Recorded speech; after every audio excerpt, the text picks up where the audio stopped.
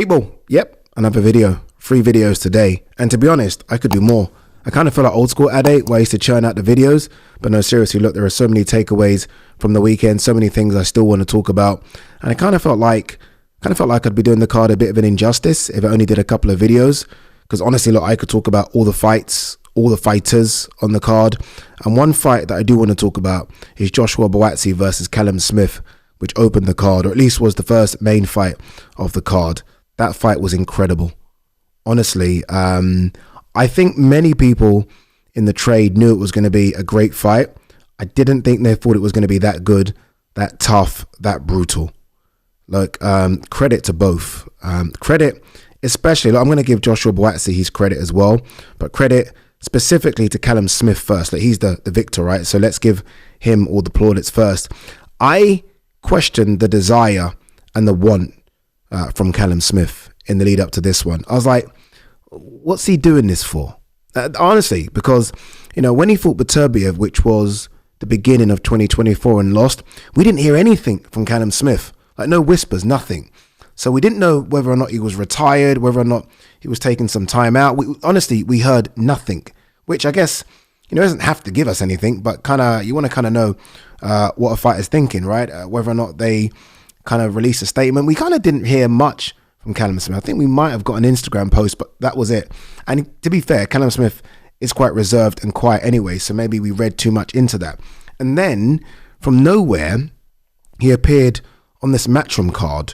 And it wasn't just the fact that he appeared on the card. It wasn't like he was main event or co-main event or even in the main event broadcast. He was on the bit which is, I think, free to air on YouTube, the before the bell bit. So it was like he was going under the radar, and he thought a guy called, I think it was Chris Galvin. I think he came just in overweight. I'm guessing there was a weight cap of 180 pounds. I think Callum came in at 179, but I still didn't understand what the plan was. I was like, okay, what's going on? Then a couple of days later, we got the news that he was going to take on Joshua Buatsi. But my question and his desire was, okay, this is a guy that was ring recognized number 1 at 168 pounds. So he was at one stage in his career recognized as the best super middleweight. He then challenged Canelo Alvarez, and no shame in that loss to Canelo. That was peak Canelo. That was pound for pound number 1 Canelo. And then he had the run at 175 pounds, then went to Canada and took on Artur Beterbiev. Again, no shame in losing to Beterbiev, but I thought, okay, you've been number 1 at 168 pounds. You tried to become number 1 at 175 pounds. No shame in that career. Like, no shame, right? And I always feel like if you are not, like, don't dip your toes in and out of the sport. And I kind of felt like, okay, if he's really not wanting to come back, boxing's the one sport where if you're not 100%, don't come back. So I was like, okay, is he 100%? Like, is his mindset really on this? And then interviewing him throughout the week, like, I got to speak to him a couple of times. I could see that he was fully on it. Honestly, I could see he was fully on it, fully focused. And he didn't shit on Buatsi, but it was almost as though he was like, I'm above Buatsi. Like, I'm above Buatsi. Like, I've only lost to Canelo and Beterbiev. Like, you know, put some respect on my name. When he came to the ring, he looked enormous. I know that's not an indication of how a fight's going to play out, but you do look at the size of him. Because I've always said that I thought Buatsi, and I think I said this on the video a couple of days ago, I've always felt like Buatsi wasn't the biggest 175 pounder, but when you stand next to Buatsi, you're like, okay, yeah, you're big. You're big. Like, he's a lot taller than he looks on TV. Callum Smith is even bigger than that. And I was like, geez, Callum looked big. Like, I'm guessing Callum came into the ring over 200 pounds. Like, honestly, over 200 pounds. And he looked incredible. Like, honestly, even now, a couple of days later, I'm still shocked at how good he looked. Because, again, this is a guy that just vanished, didn't he? After the Beterbiev loss, vanished. But I'm guessing he vanished from our eyes. This is the guy that was still doing a lot with Buddy McGirt in the gym. I think he just vanished from our sort of eyes. You know, like, we were looking, what's Callum Smith doing? But maybe he was just working. Maybe he was working behind closed doors, no one knowing what was going on. But he's like, okay, we're going to get back to the top of the tree here.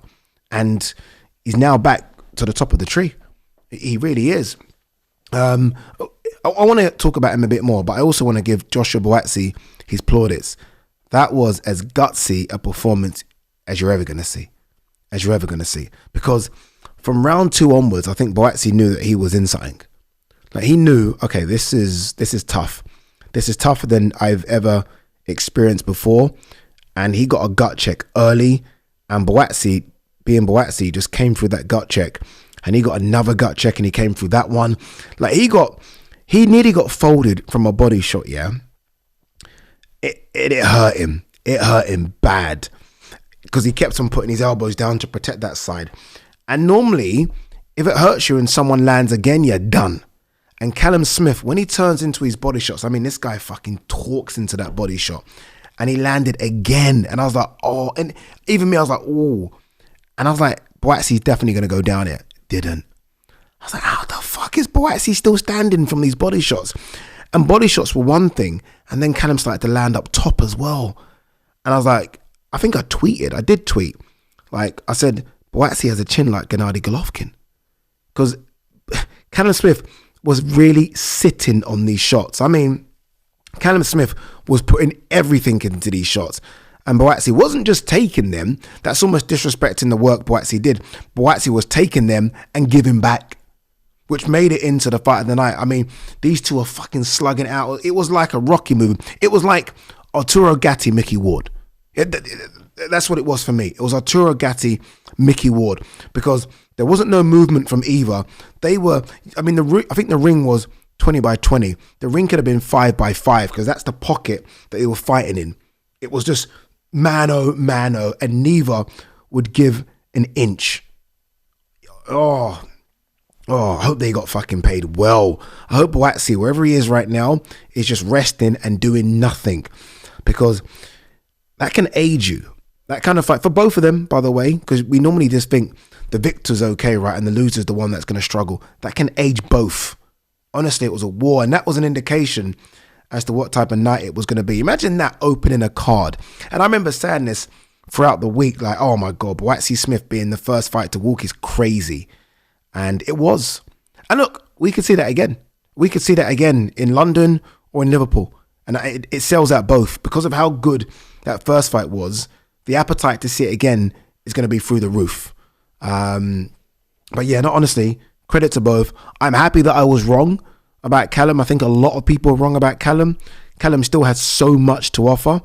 And we were probably stupid to be wrong, because again, the only 2 defeats on this guy's resume is to Canelo Alvarez, who at the time was number 1 in the world, and to Beterbiev, who at the time I think was pound for pound number 6. Both of those defeats away from home in the other person's backyard. All right, so what next for Callum? We'll talk about what next for Buatsi as well, but what next for Callum Smith? I think the options are pretty simple. There's only two. There's only 2 options. One is he gets a world title shot against Dimitri Bivol. I have no idea what's going to happen with the belts, by the way, but one, he gets a world title shot against Dimitri Bivol. Crazy to think he could get an undisputed title shot, but I mean, it's an in-house fight. Do we go to the trilogy straight away? I think we should, but if we don't, I don't mind seeing Bivol Buatsi. I really don't.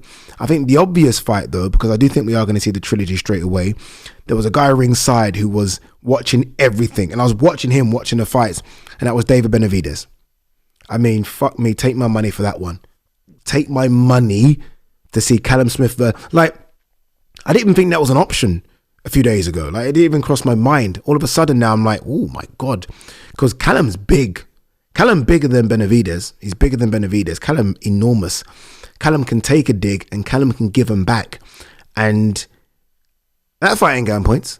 The way both of those guys fight, that's a shootout. But what it will be, especially now that Callum, by the way, that's Callum's biggest win of his career, you know. It's bigger than the George Groves win. Don't tell me it isn't. That's the biggest win of his career on the biggest stage of his career. So I think that's a fantastic fight. I think I saw someone say Anthony Yard. He's not going to fight Anthony Yard. I think Paul said that as well. His brother Paul Smith was like, we're not fighting Anthony Yard. We want a world title shot or something big. And Bivol and Benavidez are that. One's a world title shot, one's something big. And I think if Beterbiev won, look, this is all playing out the way I think it is because Bivol won. If Beterbiev won, it would have been Beterbiev Benavidez. And then you could be talking about Bivol Callum Smith maybe. But because Bivol won, and it's one apiece, it has to be a trilogy. So you don't want to keep Benavidez on the sidelines. I know Callum's got to heal up as well. I think he needs plastic surgery on that right eye. But once that's healed, I think he could be good to go. Opening a Riyadh season in October, maybe. As for Buatsi and what next for him, I think you wait to see how Lyndon Arthur Anthony Yarde plays out. Obviously, that's on the undercard of the Ben Eubank fight, April 26th. And then you fight the winner. And maybe, again, I don't like to put everything into Riyadh season because we want to see fights over here, but maybe that one, the winner of Yarde Arthur, which I think will be Yarde, fights Buatsi. I mean, there's David Morrell. There's a few options, 175 pounds. But I do want to see Buatsi take a bit of time out. Because again, guys, I don't know. There's one thing watching the fights on TV. I've done both, so I can speak to it. There's another thing when you're watching those punches land and you're 10 feet away, even less than that, 5 feet away. Those were big shots he took. And it's all well and good, someone having a good chin, but sometimes I would rather see someone go down so the punishment stops than, because it's the cumulative effect of those punches. Do you know what I mean? It's like those people that can take that type of damage, it always scares me. And look, I'm a big fan of Buatsi. I think I've always said to you guys that we've got a lot of close mutual friends, and I just want to see him take a rest. I want to see him take a rest. I don't know about the American setup either. Honestly, I don't know. I've been saying that for a while, the Virgil thing. Virgil's obviously a fantastic trainer, and I don't know. Because I watch Buatsi and I feel like I feel like there's more. Like, I don't want Buatsi to turn into a phone booth fighter. I feel like I want to see Buatsi move his legs a bit more. Honestly, that's what I want to see. And I think the Buatsi that I've seen in the last couple of fights has turned into a guy that's going to just outman and outstrength you, which is good because, look, he was unbeaten. Let's not, shit on him a lot. He was unbeaten, so it's worked. But if you then come up against someone that maybe just a tad bit bigger and stronger, there's a bit of a problem. And then you need to, use your fundamentals, what got him an Olympic bronze medal. So I want to see Buatsi on his toes a bit more. I don't want to see him have these wars. Honestly, I don't want to see him have them. But congratulations to both. What a fucking great fight to kick off the card. Honestly, what a great fight. And like I said, who knows? This is the third video of the day. It is 7 o'clock. No, it is 6:30. We might do a few more.